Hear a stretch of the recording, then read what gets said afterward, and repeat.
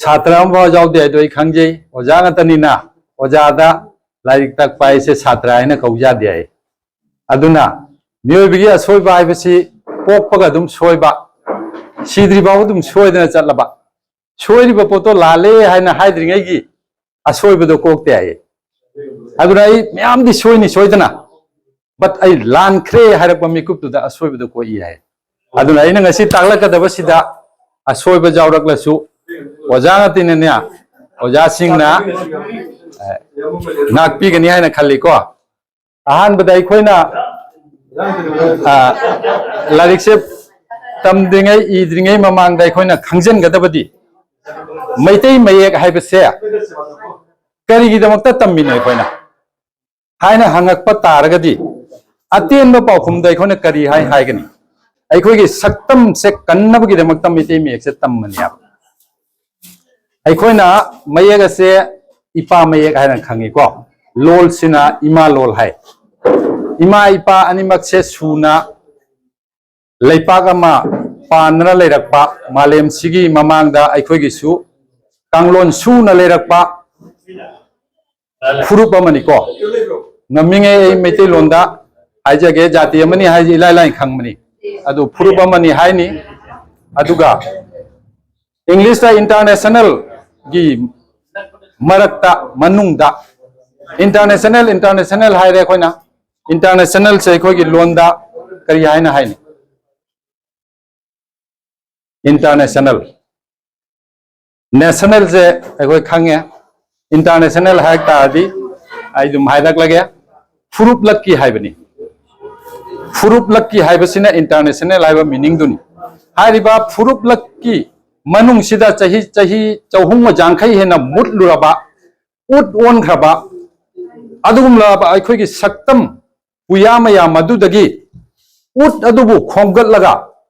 ut tugi manung dagi mayek silo thura ga akhoi ngasi tamba phangi base masine aina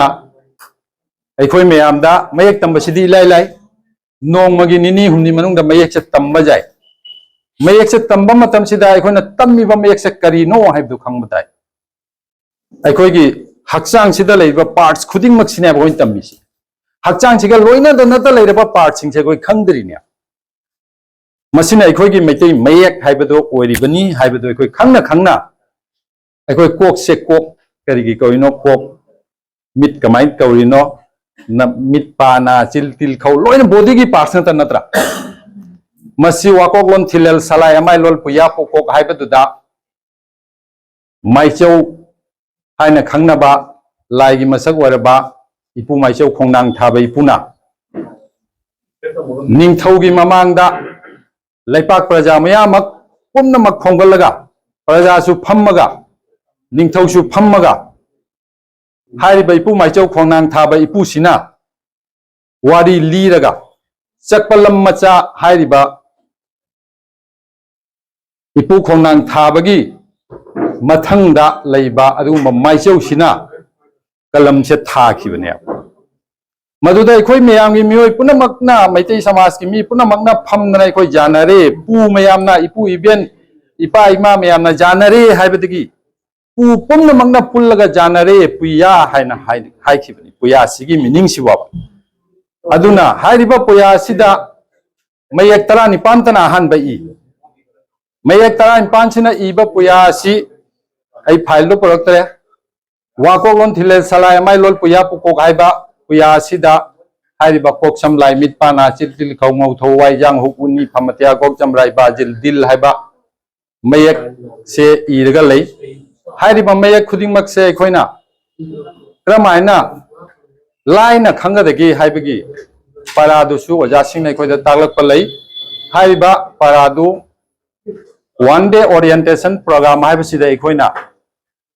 maru oiba macha punamak se loina hapchen bada khara luna thokani maramdi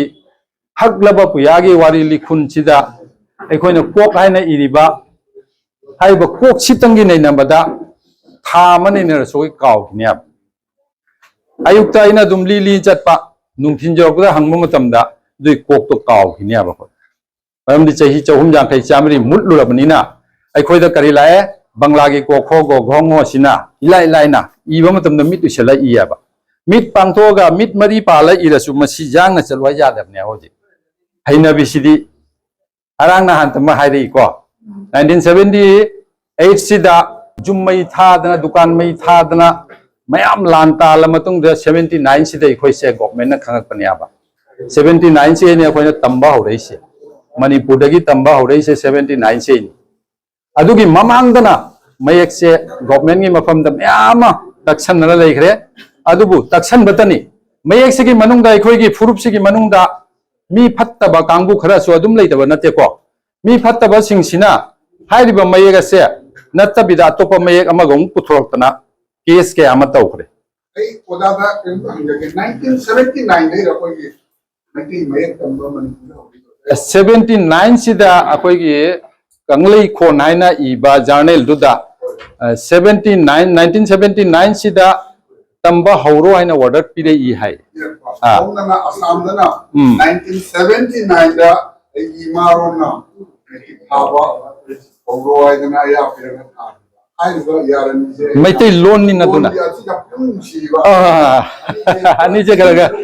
chana banya ba kamai tawna che singmai puthoino se khoi khangbam thoidana amma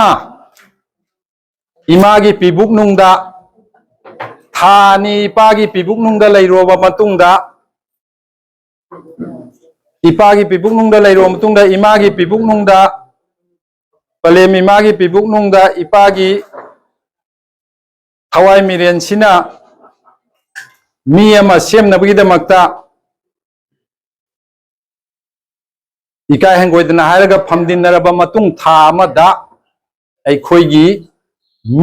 ꯃꯤ ꯑꯃ ꯑꯣꯏꯔꯛꯀꯗꯕꯁꯤꯒꯤ ꯃꯑꯣꯡꯁꯦ ꯑꯃ ꯍꯥꯏꯔꯤꯕꯁꯤ ꯑꯣꯏꯌꯦꯕ ꯄꯨꯛ ꯃꯅꯨꯡꯁꯤꯗ ꯏꯃꯥꯅ ꯊꯥ 10 ꯅꯥꯎ ꯄꯨꯗꯣꯏꯅꯤꯗꯅ ꯊꯥ ꯑꯃ ꯅꯥꯎ ꯄꯨꯔꯛꯄꯗ ꯑꯃ ꯍꯥꯏꯕꯁꯦ ꯑꯣꯏ ꯊꯥ 2 ꯁꯨꯔꯛꯄꯗ ꯑꯅꯤꯁꯦ ꯃꯥꯜꯂꯤꯌꯦꯕ ꯑꯍꯨꯝ ꯁꯨꯔꯛꯄꯗ ꯑꯍꯨꯝꯗꯣ ꯃꯥꯜꯂꯤ ꯑꯗꯨꯃꯥꯏꯅ ꯐꯨꯟ ꯍꯥꯏꯕꯗꯤ ꯀꯔꯤꯅꯣ ꯑꯃꯗ ꯐꯨꯟ 10 ꯍꯥꯏꯕꯅꯤ ꯑꯃꯗ ꯁꯨꯏꯅꯣ 10 ꯗꯨ ꯃꯤ ꯃꯔꯣꯟꯅꯤꯀꯣ ngamdabdi akoi mi maron se akoi kasarda leirabani na mi maron su akoi ron su english tu hindi loi jalaga akoi che punchi lambi se chen doi ni aba chen bi jang bi tanari ngantani aba ji ko kana ju lithana lehona badi hona de loan du jane utilize taroga I mamang thangna badi kanna honari ni aba khoi gi meti jati si ko adun tara su ba phauda imagi nawpham ama khak simana leidu nawpham mai do madu lauraga phun se zero se sem mane international level da Maitai sigi da makta mayek sida tara aina sembase kanana pikhat khigya ba si koi zero ni ai bise koi kanana pikhat khigya ai bise kanglei pak ta wakok lon thilel salai amai lol puya pukok aina koi maitai bangla lon sida ithui ba expert committee gi member amasu oiriba ngariambam kangjia mangang haisina international level da pikhat khia hari ba wakok lon thilel salai amai lol puya pukok sichu mana ithoktragadi pabada khoigi logi mafamda leima rel hai hoji simaina lel gi mafam sida raina silaise lon chum kano lakpadagi lom tharakpa mayek se lakpadagi aikhoina leima lel hairambadagi leima rel hairine sida pa haidoine sida ba hailaido kai dei la podagi bolom tharai ne ko dumaina lom thar pa mayek se mapan khak siga leire adu lom thaba mayek tuna ithoga ekhoi miyam se khangna ba na ithomani hojik ama ni se tara bok se leigragadi ekhoi cham chani chahum chamri lising ajongna ibangam mani ab soidana sine amaru ori se hariba pot se ekhoi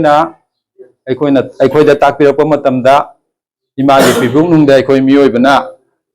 lelakpa mawongdo ekhoi punsi se lelakpa mawongdugi ni haidana tai ko madumaina ekhoi meyamna khangbigani aina khalli adui matungda sidi jam changrani amuko sai sing mayek sina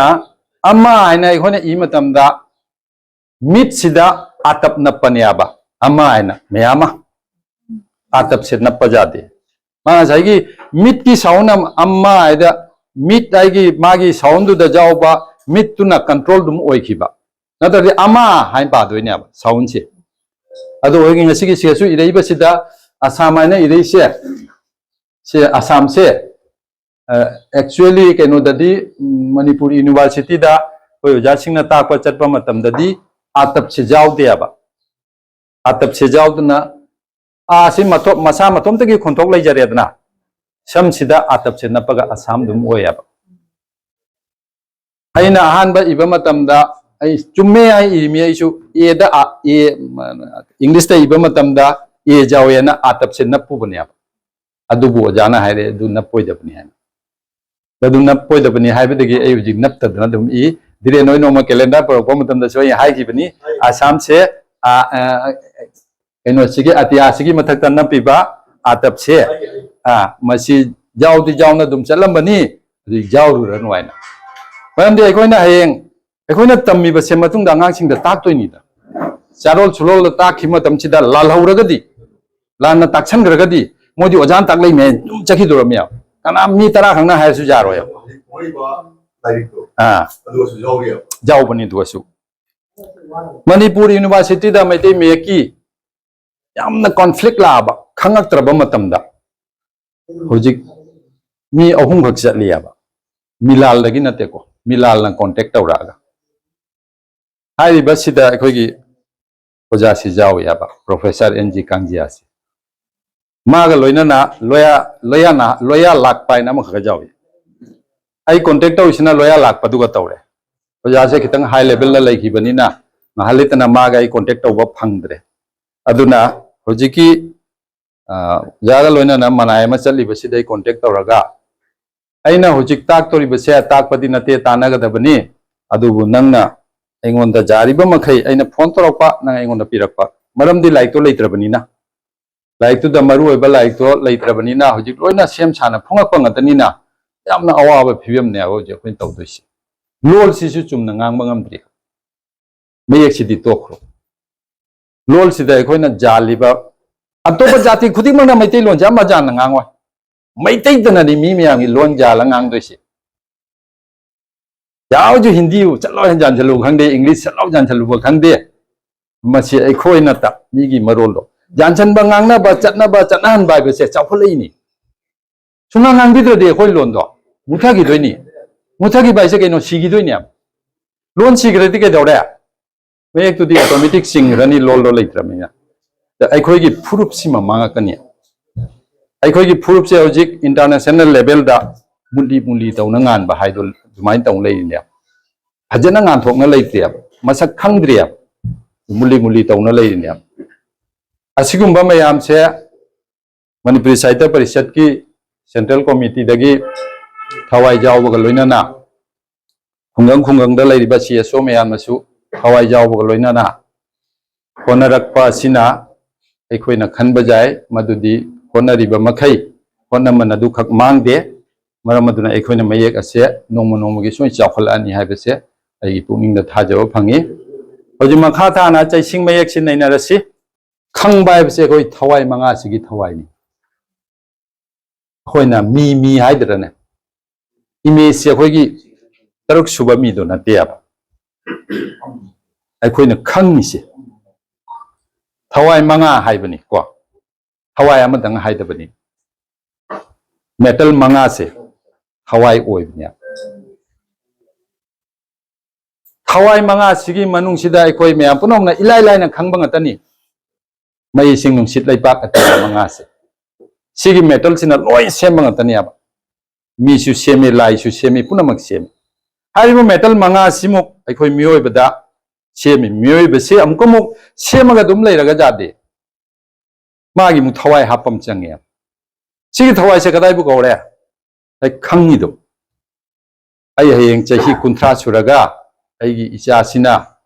I fix deposit अमा लुपा लाख अमा थममदि आई लाख मंगा फंगनी 10 फंगने मा खंगिदे हानदि चही मंगाई मतुंगदा लाखदब पोदो माना खंगी सिंगो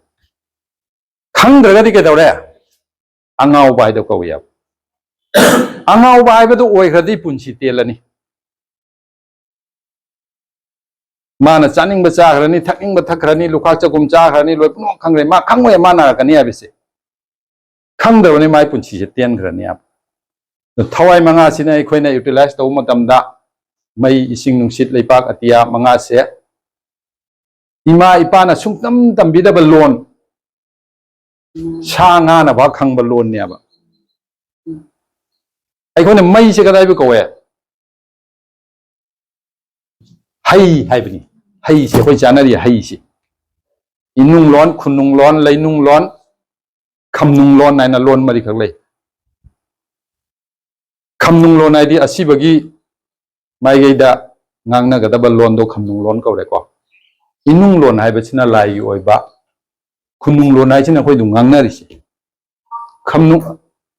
leinung lon hai china pena gi lon se pena sakpada jawab londa se asini haina jasingna hai hariba lon singse khangna chaliba mi singdo aikhoi gi meitei gi mi maronda samaj se soidana chaphat pangamune khali masi amma khangdragadi ma se meitei sigi maramda kai ma khangdraba mi ne meitei gi da aikoina thigattadana atopa phuruk ki da aikoina thigatpati lai na phangya amdi boido library da loi leya par ga ilai na khangya ba krishna che tang kya poino tang kya siri no kanana poino kanana ma se hat khri no yen na kam na hat khri mi du ni dani loi phangi dana khoi ma gi kahini si de khoina dukan da phangya ba phajana du ai khoi gi kahini si di thiruga phangba leitiya thiruga mangonda thiruni man sudum aran bam takchalagani mangon thiruni man sudum aran bam takchalagani thiriba mi se thi na dum punchi pikham na ba jawe khangna thibado aina si lambi se chaladi ai si pot se soina phangna na khangna thiba se jam wat na leiba hai tare aduna thawai manga gi thawai oiba pot se mi sini aina akoina laurasi dui matungda maitai mayek se hainabagi damakta mayek amada chaitap ani tappa jade haina hujikta komlan su ta me ani subada sungkaw kaw roidabani ko sise khangjin gadaba haisini lonsum mayekta apun chaitap mayek tappa jade lonsum mayekta apun chaitap mayek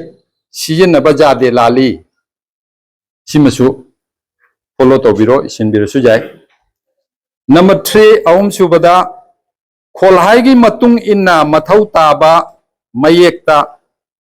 atap tapkani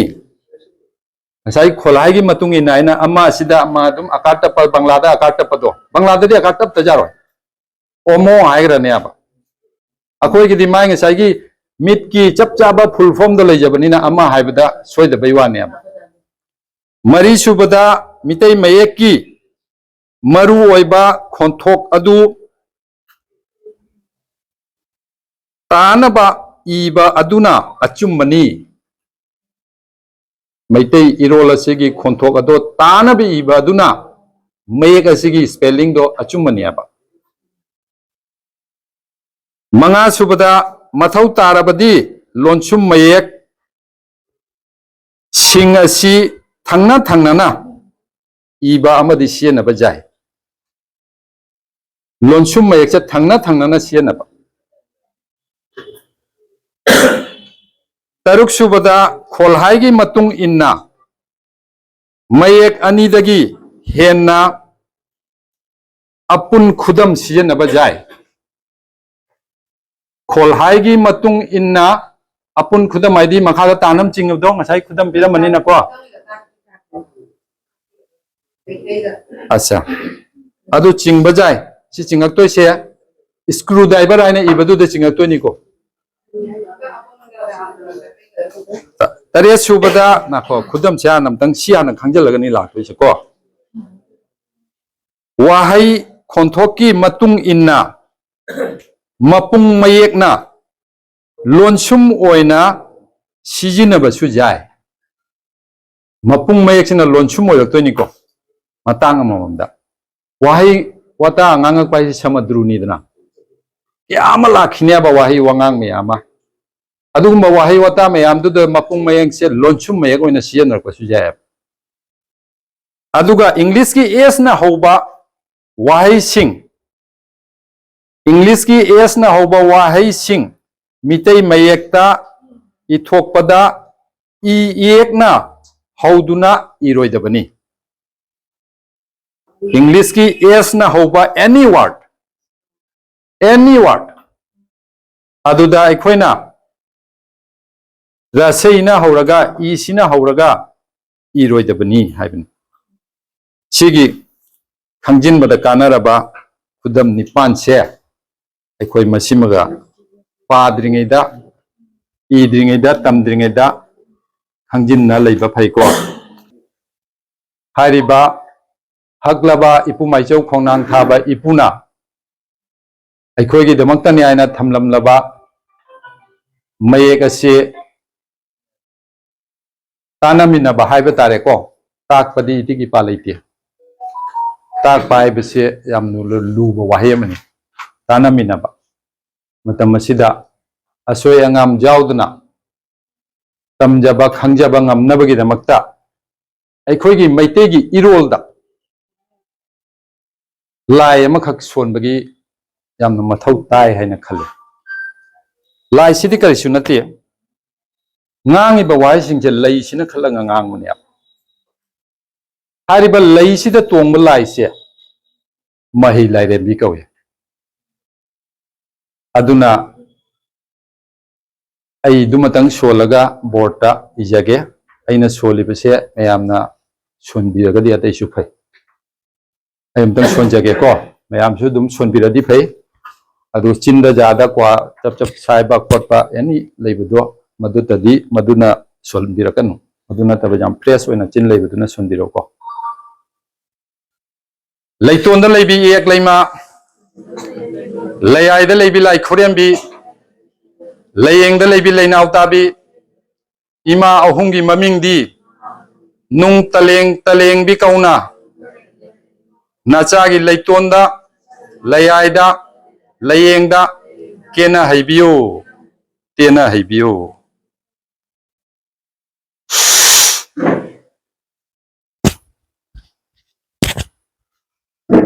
Ising में एक कोई तरह ले Tara. तरह है ना Hoy. तो digit का नंबर का क्या डिजिट ना एनी नंबर ही बजा ai bajaba तो पर नुम तमी से अमा तरह सा लिसिंग तरह लो का कोई मिते रुन ले lai me alakha ko di dumi marone कोई की लो ना कहीं adudi mayek ki matang na natre ko na hangai do ate chumme aba chai singi ne aba chai sing do ibadi sina dumi ra chakidro me aba laktoi se mamingi ne aba aikhoina ai hajage madugi matang do ai hajara ke aba number se aina chimpa pu da banina ai madumak haiba ngamaroi do haibadi ngamani engonda lai aba duido kari hairaga karmain tawda aroi bo haiga da ga do awat padi amo bhalaiti haiba ngamoi da padi leiti do ai di pangan son manina ai gi kok sida du yamna puba ngam da banina ai lai ko na binding tawra thamme कोई याम नजर लो जा लाखा कोटी से करोड़ से बहुत तरह million billion के सिवा उतंग ये कोई madu ai oda ai wa ta ai किसी की मदद siga करना tam siga da torena hamni ba oda na tu ko pum se ai na kam jam na pen ga ida ai bu tambira ko oda ko kasar college da ne hudagi ne government college ke first class ko ye devasis auditor mana namba ini se masa se bathanta ko ji kada ide lai no ko pai na aduga wahang nama ina hami aduga ye president ye foreign function की मतंग मारी सही है annual pension की reverse में मतंग से करम है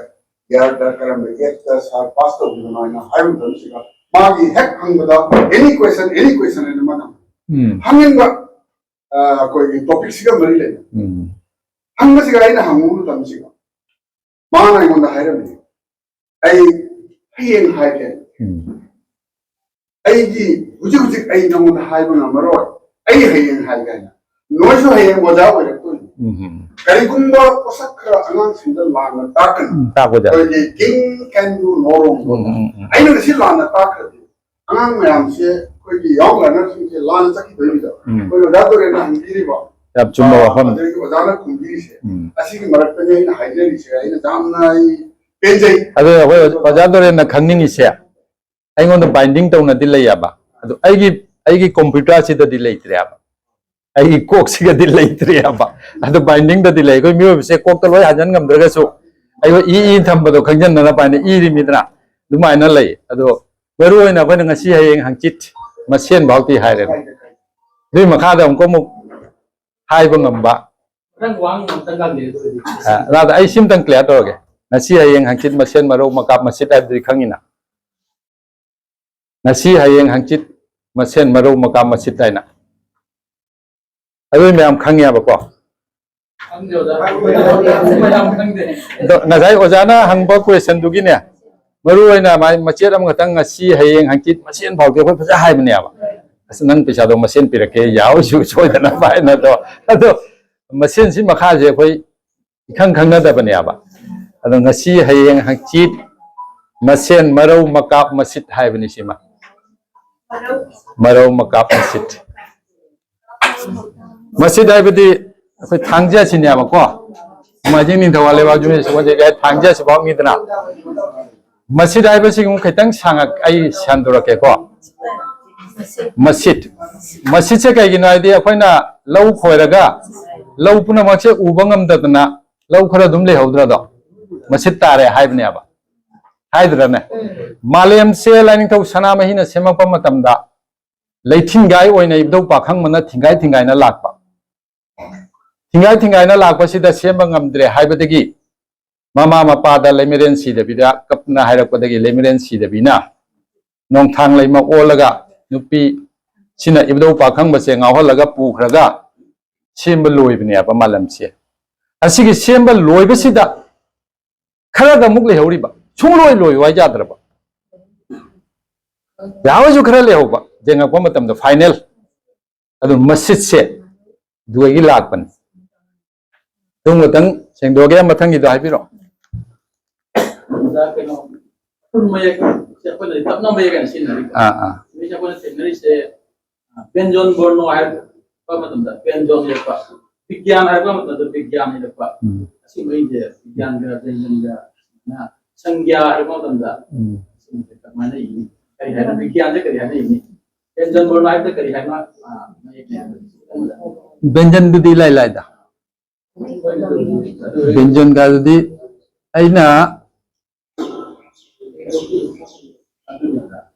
aina hujigi Bangla se sigi manung dagi Bangla da haiba wahai khara dagi paja singna taglakpa formula amani khatang hanai hai hi bimutung dai harakya orientation program ni na amana soidana lakani question joy rice lakani chilli rani ko mit lonsum mirani chilne mit lonsum ne leire kari leire cham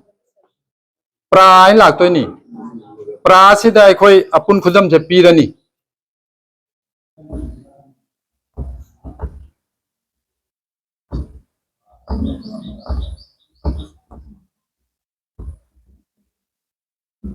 champra Just you know how about the city makada tertiba apun kudan se mayek ani makta naba मैं गनी मत खा तो सिमाइना चिंगति सिगा तास्ट होती जा रहा है कोई की जांग ना इरप मत मम ले इतना पर खाता रख पता अदो खैतंग थुंगौ दबा खैतंग वाट पा खैतंग हेन बा तो कहीं पाइते बदु लाली हाइरो या मोइना अजे प्रिंट बा लाली आबा अदो आइना कन्ना मागी एग्जामिनेशन हम था मतम द परीक्षा था मतम दुदी पुंग होम तंगिना जर इ मतम दा ना सिमाइना खोत दना मते खैतंग सिमाइ तो हबा मा दुम राइट पॉइंट पिरकने आप ai sige na si chingda jate rai se simai ido so hoina rai se simai tora idna kaino dati simai ga tora idna nang simai tora dum iro su ya ba horen jang nei rakwa matam du da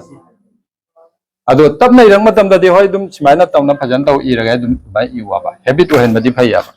kristab dai ira sia ba ko kristab da se ka mai ni khau ira ni ko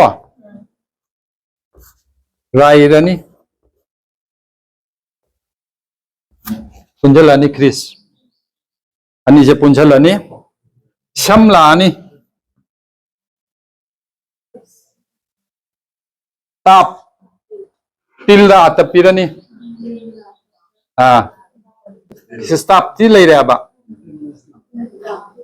stop da duga atap na paroya ba dil sita irani ba dil se ko simaina simai ching su jai sonda ya na chinga ga dil chigi matak ta di tan jaw idna simai ching ba jai na ta ga tan je ko na chinga su jai simai tar su jai ta simai ching su jai simai ta na ko mani amuk ta ching mani ba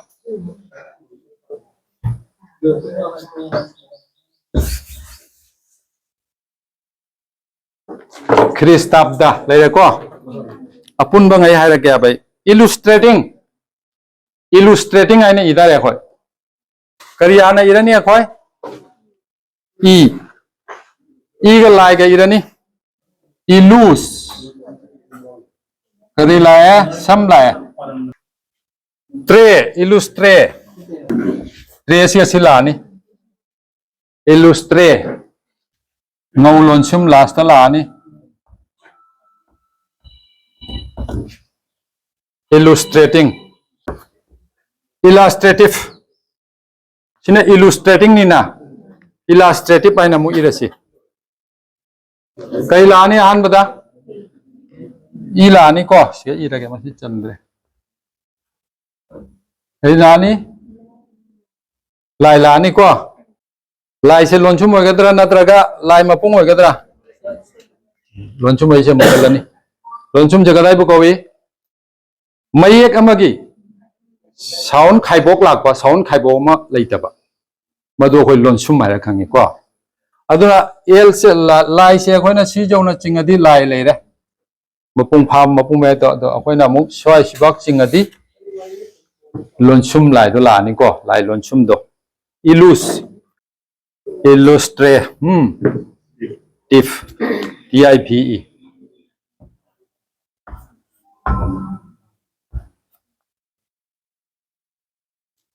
ba lari gai bi se orientation program ai chen nung da loi hai jadi masidi numit tari ni gumba tara ni gumba lauga da mya mang sai chehi chahum jang he chamri mang raba tu matung da thorok bo ojani na tani tuni ojai do oidoi ne aba mi maron da tani tuni oja metric ka tani tuni metric pass tawre ka haidra ne masidi expert oja ma jaw bang moya ba expert ne chong thore mark tu su mate amada tani tuni oidoi ne aduna ko je nungai thokchi ara thokchi khang na basu honasi peche hi matam dai koi kari re ni han bada pa sigadi e lei atap ti pi ja roi e nap chela ne aba ei dilla ne aba pet pet kai jo hai bani lali mu harak to ni PAID paid hai bani the paid ai ira ja brai na agoi khondok te paid ai na dum chat pani aduna sigum bagi conflict khara dum laini masi agoi na chahi khara ga hau khara ga singa kani kudak kudak ta singa chat panga moya banga sai gi maru oi ba photo chakra bani na mara jaudra ba upal nga tani aba lai se mayon du di chuong ba do mara do jaw na khoi na kathat khara bani na mayon du gi mapan thok na ba kabar do asang bo irang na ba hona ba matam ghar changani aba writer am gi maming ni ko petri gi waise petri gi waina khoi pata ya ba se ko sima iraga khoi apun khudam chalo salasi